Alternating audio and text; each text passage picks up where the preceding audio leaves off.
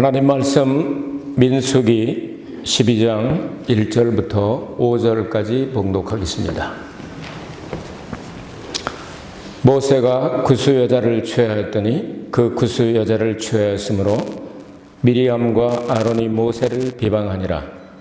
그들이 이르되 여호와께서 모세와만 말씀하셨느냐 우리와도 말씀하지 아니하셨느냐 하매 여호와께서 이 말을 들으셨더라. 이 사람 모세는 온유함이 지면의 모든 사람보다 승하더라.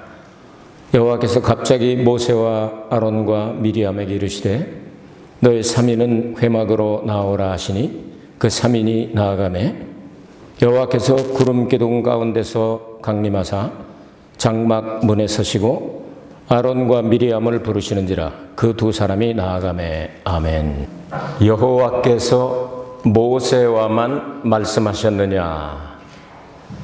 조금 낑낑대는 거 줄여주시겠어요? 민수기 11장에서는 이스라엘 백성들이 이제 출애굽을 하고 홍해를 건너고 인구조사 마치고 이제 광야에 본격적으로 출발하기 시작해서 얼마나 많은 문제가 생겼겠습니까? 적어도 200만 명에서 300만 명의 대군중들이 각각 다 집을 다 놔두고 이제 광야로 들어갔으니까 문제가 한두 가지가 아니었겠죠. 그래서 먹는 문제, 뭐 마시는 문제 이런 것뿐만 아니고 뭐 하나님이 다 해결해 주시지만 여러 가지 문제가 생기기 시작을 합니다. 그래서 그들이 하나님에 대하여 모세를 향하여 또한 아주 악한 말로 원망하고 불평하고 그냥 입에 담지 못할 말을 하게 됩니다.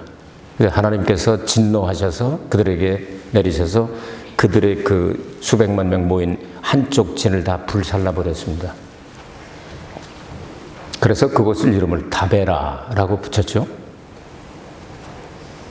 그리고 난 다음 또 이제 뭐 고기 안 준다고 막 속상하게 만들고, 그러니까 이게 이제 민족적인, 다시 말해서 이스라엘 전체적인 문제였습니다. 이 문제가 조금 이제 가라앉을만 할 때 집안에서 문제가 생겼습니다. 형제지간에. 모세가 얼마나 답답하고 얼마나 속상했겠습니까? 그럼에도 불구하고 오늘 성경은 모세는 지면의 어떤 사람들보다도 그 온유함이 승하다. 일본 성경에는 겸손하다고 번역을 했죠. 온유와 겸손은 예수님이 멍에를 메고 배우라고 말씀하실 때 예수님의 제자들에게 주시는 필수 과목이었죠. 온유하고 겸손하고, 영어로는 meek라고는 단어인데 이거는 온유하다고도 말할 수 있고 또 겸손하다고 말할 수도 있죠.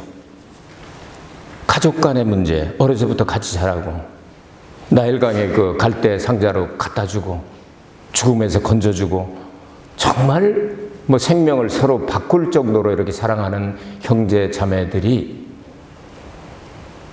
이제 모세에게 시비를 걸고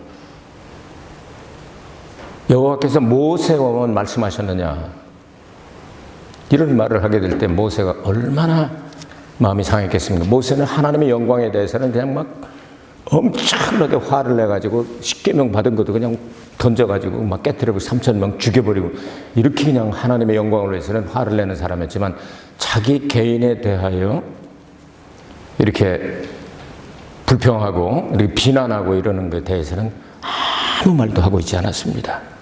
그래서 11장, 12장 이렇게 가면서 그 다음에 13장 이렇게 넘어가면 가나안 정탐을 40일 동안 한 것이 그들이 불순종하고 아주 되지 못한 말을 했기 때문에 하루를 1년으로 해서 40년 동안 광야 생활을 뺑뺑이 돌게 하리라 한 그런 내용으로 연결이 되고, 그러고 나서도 막 그냥 대들고 이래가지고 다단, 온, 아비람, 이 고라 이런 사람들 모여서 무리 져가지고서 250명의 지도자들이 다 그냥 하나님께서 데려가 버리시고, 그 다음에 14,700명인가요? 이 사람들 그냥 생매장 시켜버리고 이런 불상사가 쭉 일어나게 되는데 오늘 12장에 이야기가 나왔단 말이죠. 여기 이제 이 문제를 한번 해결해 보겠는데요. 여기 모세의 부인을 걸고 넘어진 거예요.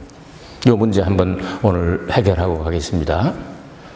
이 설교를 듣고 난 다음에는 모세가 그렇게 온유하고 겸손하고 그리고 그럼에도 불구하고 그 형제 자매들을 위해서 중보기도 해주고 그것을 통해 하나님의 영광이 나타나고 예수 그리스도의 모형을 발견할 수 있게 될 것입니다. 그래서 구스 여자를 취한 것 때문에 문제가 이제 발생하기 시작했는데, 구스 여자가 누구냐? 성경을 통해서 한번 구스 여자는 십보라일까 하는 제목을 놓고 성경을 찾아보도록 하겠습니다. 에티오피아에 대한 히브리 단어는 에티오피아, 우리는 에티오피아 혹은 에티오피아라고 하는 단어를 히브리 말로는 구스 혹은 구산이라고 말합니다. 구스. 하박국 3장 7절에 보면 이 구스란 말과 미디안이란 말을 섞어서 사용합니다. 다시 말해서 믹스드 된 겁니다. 그러니까 미디안이 구스고 구스가 미디안하고 연결되어 있다는 것을 알 수가 있습니다. 미디안은 모세 아내가 살던 곳이죠. 모세가 40년 동안 애굽에서 이렇게 피난을 가서 살던 곳을 미디안의 족장의 딸, 그러니까 족장 이드로죠. 르우엘 혹은 이드로, 이 사람의 딸, 칠공주가 있었는데 그 맏딸하고 결혼하게 되죠. 출애굽기 2장 16절에 보면 미디안은 아브라함의 그 십보라가 살던 곳이 미디안이었다고 기록이 됐고요. 또 미디안은 아브라함의 피가 흐르죠. 더구나 함과 믹스된 것을, 혼혈된 것을 알 수가 있습니다. 아브라함의 나중에 사라가 세상을 떠나고 후처를 취한 이름이 그두라죠. 그두라를 통해서 많은 형제들을 얻게 되는데, 자녀들을 얻게 되는데, 그 중에 아들 이름 하나가 미디안입니다. 그런데 창세기 37장에 가면 요셉을 팔아먹을 때 가던 그 대상들, 이 사람들이 바로 미디안 사람이고 또한 구스 사람하고 연결을 시켜놨습니다. 이렇게 보면 혼혈적으로 북아프리카의 이스마엘 사람들을 가리켜서 미디안이라고 불렀습니다. 성경을 보면. 근데 아프리카를 저도 몇 나라 가봤습니다만 정말 까만 사람이 있어요. 있는지 없는지 몰라요. 그냥 키 큰 사람도 그냥 나무가 왔다 갔다 하는 것 같아요. 까만 게 왔다 갔다 하니까. 얼굴이 안 보일 정도로 까만데요. 이디오피아, 에티오피아라고는 그 나라의 사람들은 그렇게 감진 않아요. 그러니까 이 북아프리카의 이스마엘 자손들도 여러분 아시다시피 사라의 여종 하갈하고 해서 나왔잖아요. 그 연결이 되어 있는 것을 알 수가 있습니다. 그래서 완전 까맣지 않고 흑인은 흑인인데 오바마 대통령 그 정도, 대통령 하던 사람 그 정도, 그렇게 해서 이렇게 섞어진 그런 사람들이 이스마엘 자손이라고도 하고 또 아브라함의 자손 가운데 미디안이라고도 하고 이렇게 사용했다고 말이죠. 그렇게 본다면 북아프리카에서 그 이집트도 북아프리카잖아요. 그러니까 모세가 숨어갔던 그 집이 바로 이 미디안 사람들이니까 바로 여기에 나오는 십보라이라고 말해도 아무도 반대할 수 없는 그런 흔적들이 성경에 나와 있다 이 말이죠. 자, 구스 여인은 십보라일 가능성이 참 많다 이렇게 생각이 되고요. 그러면 모세가 재혼을 했느냐 하는 문제를 한번 다뤄보도록 하겠습니다. 어떤 학자들은 구스 여인이 모세의 두 번째 부인이다.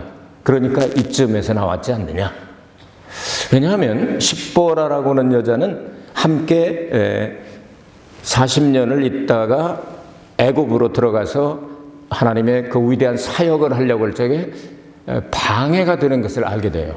아들 둘 낳아가지고 이제 같이 갔는데 할례를 안 했기 때문에 여호와의 사자가 와서 막 죽이려고 그러잖아요. 그래서 당신은 정말 내 피난편이다 하고 할례를 하니까 안 죽였다. 그래서 모세가 이걸 생각을 하고서 이게 일하는데 이 여자와 애들 데리고 가면 참 이렇게 방해를 많이 받겠구나. 그래서 출애굽기 18장에 보면은 이드로가 나와서 인사하러 올 때 모세가 집으로 돌려보냈던 그 십보라 아내와 그리고 아들들이 와서 인사하는 장면이 나옵니다. 그러면 집으로 돌아보냈다는 얘기죠.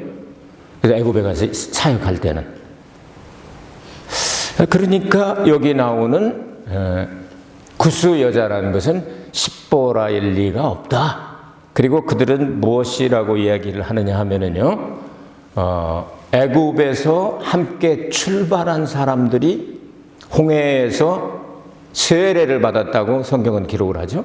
고린도전서 10장과 그리고 시편 77편에 보면 세례를 받았다. 이것은 신약시대의 영적인 성령 세례의 모형으로 보아야 한다. 그렇기 때문에 함께 출발을 해서 이 홍해를 건넌 여인이 구원받은 백성을 상징하지 않느냐. 이래가지고 이제 십보라가 구스 여자가 아니다 하는 이런 반대하는 학자들이 있을 수 있다면 홍해의 체험이 없다 이렇게 얘기를 하는데, 그럼 광야에서 난 사람은 어떻게 설명할까?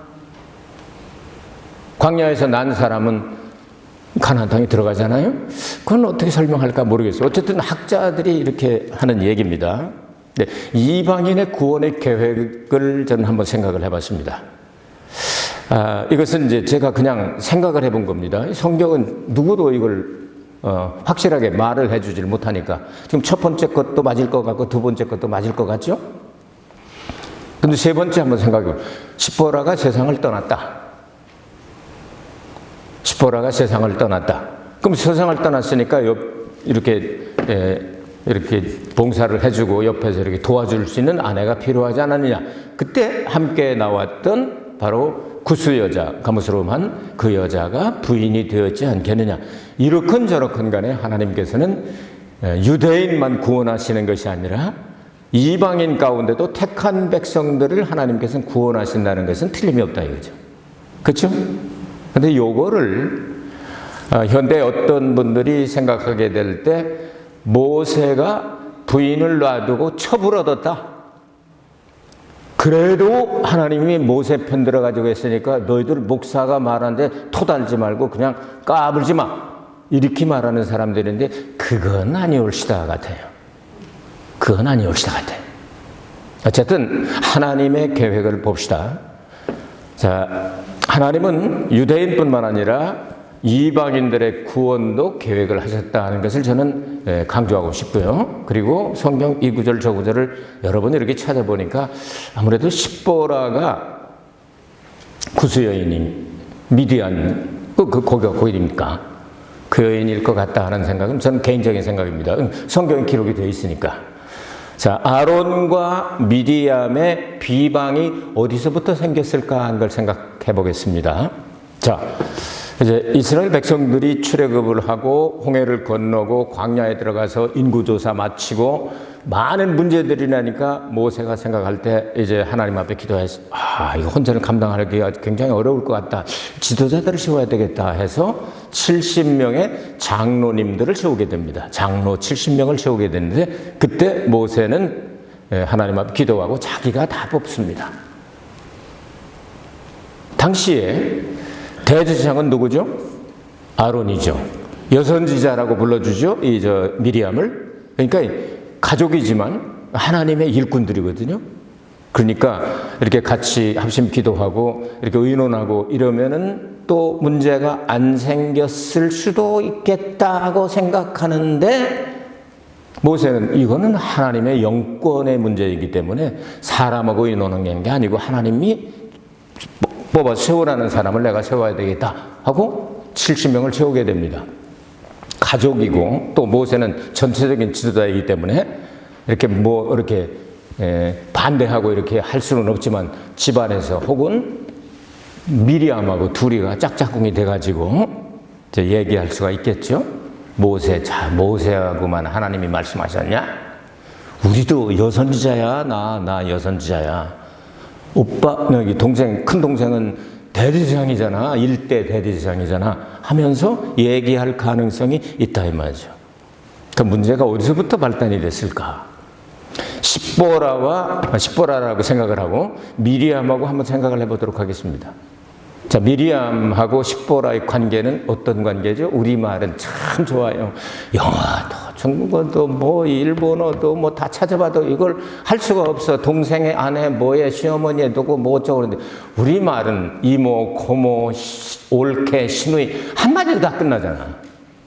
난 이렇게 좋은 나란 말은 세상에 다니면서 본 적이 없어.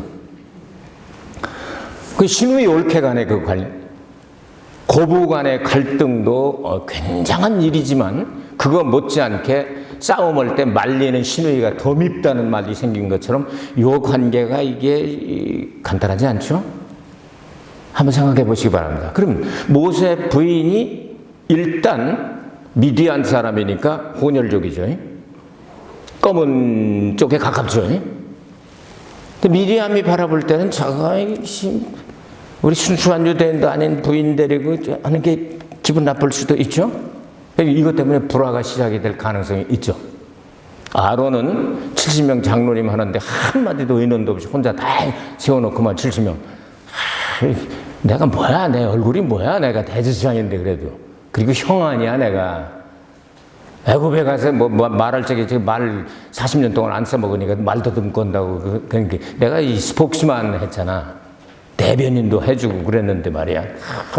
이렇게 속에 있는 이 복잡한 감정들이 요렇게 저렇게 역사를. 참 사람 심령이요. 간단할 때는 되게 간단합니다. 나 뭐 먹고 싶어? 하면 그냥 간단해. 그런데 다른 그 연애 감정 뭐 했던 배반당할 때 뭐의 감정 이건 무적행보다 더 깊을 것 같아 내 생각에는. 요런저런 아주 복잡한 생각들이 다 일어나는데 그때 시누이 올케간의 그 갈등은 여러분 알죠? 칡은 나무에서 언제나 왼쪽에서 오른쪽으로 돕니다. 그리고 후지라고는 나무 있죠? 등나무. 그거는 오른쪽에서 왼쪽으로 돕니다. 그 연구해 보세요. 산에 다니면서 제가 그걸 봤는데요. 근데 칡은 왼쪽으로 감고 등나무는 오른쪽에서부터 왼쪽으로 감으니까 왼쪽에서 오른쪽. 그러니까 어떻게 돼요? 딱 이렇게 그냥 뭉치지. 요걸 갈등이라고. 칡갈자 등나무 등자에서. 그러니까 안 풀어져. 요리 돌고 요리 도니까 계속. 요걸 갈등이라고 그래요. 그러니까 이 여자들 둘에다가 3명이 모이면 일본에서도 삼바 가라스라고 3마리의 까마귀 하는데 여러분 정말 하나님 말씀하고 찬양하고 기도하고 좋은 말들 사용하고 그제 일쿵자로 공하고 하는 거 다 낱말은 쥐가 듣고 반말은 새가 듣고 반대로 했습니까? 낱말은 새가 듣고 반말은 쥐가 듣는다고요. 여러분이 누가 안 듣겠지 모르겠지 하고 돌아다니면서 한마디 한 걸 다 사람들은 들어요. 그게 또 돌고 돌면 여기까지 들어와요. 또 안 들으려고 해도 안 들으려고 하는데도 들어와. 야, 그 사람이 목사님 그 성도입니까? 성도님 열심히 하시고 기도도 진짜 훌륭한 분입니다. 아, 그러세요? 근데 어디세요? 내가 들어보니까요. 얼굴이 그렇게 예쁘게 생기시면 어떻게 이렇게 험한 말이 그냥 자동적으로 나오는지 놀랬어요. 뭐라고 했는데 그거는 제가 말 못하겠어요. 그럼 알겠습니다. 그럼 말하지 맙시다. 뭐 이런 일도 있고요. 그래서 참 사람이 없을 때라도 아는 사람이 없을 때라도 참 크리스찬답게 부끄럽지 않은 이런 행동이나 말이나 이런 사람이 됐으면 정말 좋겠다 하는 생각을 해봤습니다. 어쨌든 이 사탄의 역사는요, 그 미리암하고 십보라의 관계로 생각한다면 약한 부분을 파고듭니다. 아담과 하와 때에도 하와가 책임질 일을 한 건 별일 없죠. 하나님께서 하와를 불러가지고 선악을 알게 하는 나무를 먹지 말라, 열매 먹지 말라. 먹는 날에는 정녕 네가 죽으리라. 누구한테 말씀하셨죠? 아브라함은. 그래서 책임을 전부 몽청 아담이 지는 거예요. 하와는 아담을 통해서 들은. 근데 그 확실하게 이렇게 잘 잡았어야 했는데 그거를 제대로 안 돼가지고 결국은 아담이 책임지는 이 죄를 짓고 에덴 동산에 쫓겨나가는 그런 일을 당하게 되지 않습니까? 약한 부분을 들었나 봐요. 사탄이 보니까 아담한테 딱 얘기하면 야! 인마 이거 따먹으면 죽어! 했으니까 안 돼 이 새끼야. 딱 나올 것 같으니까 그걸 못하고 하와에게 다 정말로 먹지 말라고 하더라 하면서 살짝 유혹을 줘가지고 하와가 먹고 나니까 이제 큰일 났잖아요. 아담 안 먹이면은 같이 못 죽잖아요. 살아도 같이 살고 죽어도 같이 죽어야 되잖아요. 그래가지고 아담이 이걸 아내 때문에 아담은 먹게 되지 않습니까? 그래서 결국은 오실자의 표상으로 예수님께서 우리 때문에, 교회 때문에 십자가에 달려 죽으시게 되지 않습니까? 이런 모형으로 다 사용이 되는데 약한 부분을 뚫고 들어가서 딱 그렇게 하니까 걸러 넘어지게 된 거죠. 그래서 시작은 미리암이 한 것 같습니다. 그리고 부추겨가지고 아론까지 끌고 들어가죠. 히브리 원어 성경을 이렇게 보면 그것이 표시가 되어 있는데 비난했다고는 단어에 여성형을 사용했습니다. 여성 단수를 사용했습니다. 그러니까 우리 성경에 보면 그 미리암과 아론이 모세를 비방하니라 이렇게 번역을 했잖아요. 그 비방하니라가 미리암이 비방하니라고 기록이 되어 있단 말이에요. 원문에. 근데 그런 것이 이제 그 헬라어와 아람어 그리고 히브리어는 여성 명사, 남성 명사, 남성 그다음에 또 중성 이런 것들이 있어서 누가 얘기한 것이 그 원 성경을 읽으면 나온단 말이에요.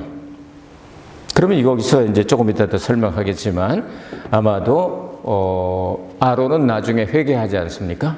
우리가 이런 못된 짓을 했으니까 용서해달라고 회개를 하지 않습니까? 그런데 미리암은 마지막에 그 문둥병 걸려서 7일 동안 이렇게 격리당하면서 그때 가서야 회개하지 여기서는 벌써 이 비방할 때는 회개하지 않잖아요. 그래서 성경의 원문을 잘 연구를 하면 이런 것을 우리가 찾아낼 수가 있다 하는 걸 여러분이 말씀을 드립니다.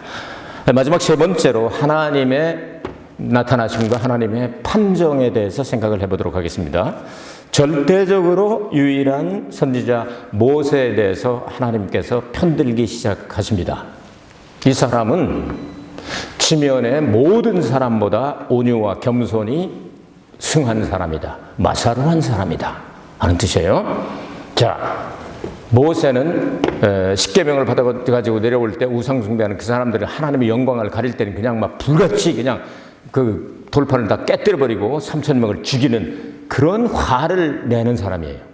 그런데 자기 개인이 어려움을 당할 때는 끝까지 참고 하나님의 아들 예수 그리스도의 성품과 같죠. 죄에 대해서는 철저하게 때리시지만 모든 개인에게 당하는 비난은 예수님이 다 받으시고 십자가에 달려 죽으시고 부활하시지 않습니까? 자, 아론이 회개한 장면이 5절에 4절에 보면 여호와께서 갑자기 모세와 아론과 미리암에게 이르시되 너희 3인은 회막으로 나오라 하시니 그 3인이 나아가매라고 그러시죠. 5절에서 9절까지 해서는 하나님께서 모세를 두둔하시기 시작하십니다. 그리고 이제 하나님께서 그 두둔하시고 난 다음에 하나님이 이제 그곳을 이제 떠나시게 되는데, 자 11절에서 12절에 보면 아론이 이것을 받아들이고 이제 문둥병에 탁 걸려버리잖아요. 그 누이가 문둥병에 걸려버리니까 이걸 받아들이고 우리가 잘못했다 하고 그러지 않도록 죽으면 어떡하냐고 이제 살이 반이나 썩어서 이렇게 되면 어떡합니까 하면서 기도해달라고 합니다. 여기서 모세는 기도해주죠. 이것이 대제사장 되신 예수 그리스도께서 지금도 하나님 보좌 우편에 계셔서 우리를 대신하여 기도해 주시는 예수님의 모형으로 해석할 수가 있을 것입니다. 14절부터 16절까지 하나님의 자비와 심판이 잘 조화되고 있는데요. 이제 하나님께 기도했더니 하나님께 대답을 이렇게 말씀하십니다. 너희들 아버지가 딸에게 부끄러운 일을 할 일이 있어서 침을 뱉었다면 7일 동안은 부끄러움을 당해야 끝나지 않느냐. 그러니까 7일 동안은 격리를 당할 정도로 이렇게 해야 되겠다 하고 문둥병이 탁 그러니까 얼굴이 그냥 하얗게 펴버려가지고 7일 격리. 요즘 격리들 많이 당하잖아요. 이 격리 시켜버린단 말이에요. 사람 못 만나게. 이런 것도 생각을 한번 해봤습니다.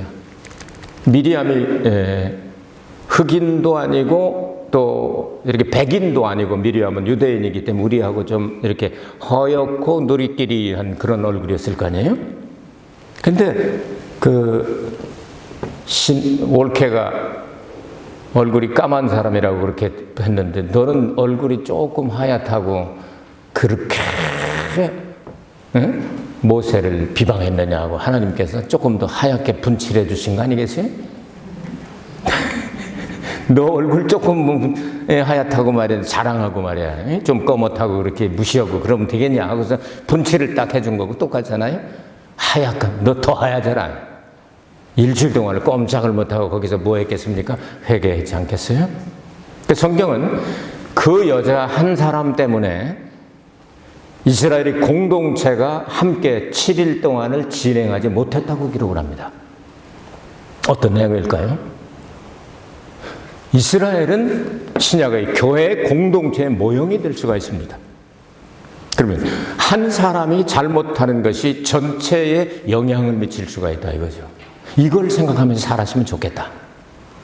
나 혼자만의 문제가 아니라 나가 하나의 문제를 일으켰을 때 공동체에 영향을 주고 천국을 향하여 건너가는데 7일 동안이나 정지를 당했다. 이것이 교회 공동체에 얼마나 중요한가 하는 것을 우리에게 가르쳐 줍니다. 그래서 미리암이 고난을 당할 때 이스라엘 백성들도 함께 7일 동안 고난에 동참하게 됩니다. 11장에서 그들이 너무 죄를 많이 졌죠? 하나님이 싹 쓸어버리시려고 작정하시면 다 쓸어버릴 수가 있었는데 하나님이 용서해 주셔서 그들이 살아남았잖아요. 그래서 그게 깨닫게 됩니다. 우리가 참 다 죽어야 마땅한 사람들인데 이랬구나 하면서 함께 회개하면서 고난에 동참했을 것으로 생각이 됩니다. 여러분 신앙생활 하시면서 우리는 가야 할 곳이 정해져 있습니다. 일단 공중에서 주님을 만나서 주님이 데리고 가시는 천년왕국에 우리는 가야 할 사람들입니다. 신앙의 공동체이기 때문에 나 한 사람 개인의 문제로 끝나지 않냐고 내 하나가 잘못함으로 말미암아 모든 사람에게 영향을 끼쳐서 전진해야 하는데 일주일 동안을 스탑을 시킨다면 이것은 큰 손실이 되고 문제가 될 수 있다 이겁니다. 그래서 하나님 안에서 우리는 신앙의 공동체 의식을 가지고 살아야 되겠다. 예수님께서 우주에 하나의 교회를 가지시길 원하십니다. 물론 예배당은 많습니다. 동경중앙교회, 예배당, 우리 같이 쓰고 있는 희망선교교회, 예배당은 이렇게 같이 쓰는 데도 있지만 다르게 다 여러 개가 있을 수 있습니다. 그러나 예수 그리스도께서 원하시는 신부된 교회 공동체라고 하는 교회는 하나밖에 없습니다. 그래서 언제나 신약성경에서 그 교회를 말씀하실 때는 단수로 말씀을 하십니다. 하나밖에 없는 교회. 그러니까 우리는 예수님이 머리가 되시고 우리는 몸인 지체가 되어 있다 그 말입니다. 이것을 가르치기 위해서 하나님께서는 그 일이 끝나고 난 다음에 영광을 받으셨고 모세의 위상은 전보다도 더 높아졌다고 기록을 합니다. 그러니까 하나님께서 우리에게 이렇게 선지자의 사명을 주신다 할지라도 늘 서로가 겸손하고 온유해야 될 것입니다. 하나님이 정하신 직책에 의해서 은사도 주어지고 능력도 주어지게 되기 때문에 같이 이렇게 부름을 받았다고 해서 똑같은 급이 아닙니다. 하나님께서 정하신 급이 다릅니다, 여러분. 같이 일을 해도 사장이 다르고 전무가 다르고 상무가 다른 것처럼 하나님께서 그러한 직책을 주셔서 그 직책에 맞는 능력을 주셔서 감당하게 하시는 것이죠. 그 이후로는 아론과 미리암이 어떻게 했겠습니까? 모세가 한마디 하면 예스. 그리고 사명을 다 감당하게 됩니다. 그러니까 14장 탁 가나안 땅 정탐 데리고 나는데 문제가 일어나고 또 이런 일들이 일어나고 할 때도 다 모세 편에 서서 모든 일들을 다 감당해 나가지 않습니까? 오늘 이 메시지를 통해서 여러분께서는 몇 가지를 깨달으셨으면 참 좋겠습니다. 함께. 하나님은 죄에 대해서는 심판을 내리신다는 사실 우리를 보았습니다. 그래서 다베라에서도 심판을 내리셨지만 여기 12장에서도 그 미리암 때문에 일주일 멈추게 됐지만 함께 고난에 동참시켜서 공동체 의식을 갖게 만드셨습니다. 미리암과 아론이 표면적으로는 모세 아내 문제로 보이지만 내면적으로 바라볼 때는 상당히 여러 가지 복잡한 그러한 심령의 문제가 이렇게 얽히고 설켜 있을 가능성이 많다는 것을 보았습니다. 그리고 문둥병이라는 것은 현재는 이제 치료할 수가 있는 약들이 많이 생기고 했지만 이 당시에는 절대로 사람의 손으로는 고칠 수 없는 병을 이야기했습니다. 다시 말해서 하나님이 개입하셔야만 나을 수 있는, 성경은 교만할 때 문둥병에 걸립니다. 불순종할 때 문둥병에 걸립니다. 죄를 지을 때 문둥병에 걸립니다. 이것은 예수 그리스도의 보혈이 아니고는 절대로 치료할 수 없다는 사실을 우리에게 가르쳐 줍니다. 이런 사실을 가지고 구수 여자가 누군가 하고 궁금하게 생각하셨을 터인데, 여러분 이렇게 저렇게 생각을 해보면 여러 가지 다 일리가 있지만, 저는 성경 구절에 그래서 여기저기 이렇게 믹스로 사용한 것을 보아서 십보라가 아니었을까 이런 생각을 해봅니다. 그건 뭐 확인은 할 수가 없습니다. 성경에 간접적으로 기록되어 있기 때문에. 또 왜 미리암만 징계를 받았을까? 이거는 히브리어 성경에서 이렇게 여자 단수형으로 사용했기 때문에 미리암이 비난한 것으로 기록한 걸 보아서 아론은 같이 참여는 했지만 주동이 아니기 때문에 면제를 받았지 않았나 이렇게 생각을 해봅니다. 교회 공동체에 대한 교훈은 무엇이겠습니까? 한 사람의 문제로 끝나지 아니하고 교회 공동체가 함께 천국을 향하여 전진하지 못하는, 스탑을 하고 함께 고난을 당해야 되는 이러한 중대한 일이 있었다는 것을 여러분이 깨달으셨습니다. 네, 사순절 세 번째 주일을 맞이했는데요. 또 다가오는 네 번째 주일까지 이 말씀을 묵상하시고 음미하시면서 여러분 신앙생활을 하는 이 과정 가운데 참 행복하게 신앙생활을 하게 되기를 주의 이름으로 축복합니다. 은혜가 풍성하신 아버지 하나님 감사합니다. 오늘의 말씀을 음미하면서 이 한 주간 승리하게 하여 주시옵소서. 예수 그리스도의 이름으로 기도하옵나이다. 아멘. 하나님께 영광의 박수 올리겠습니다. 감사합니다. 하나님 감사합니다.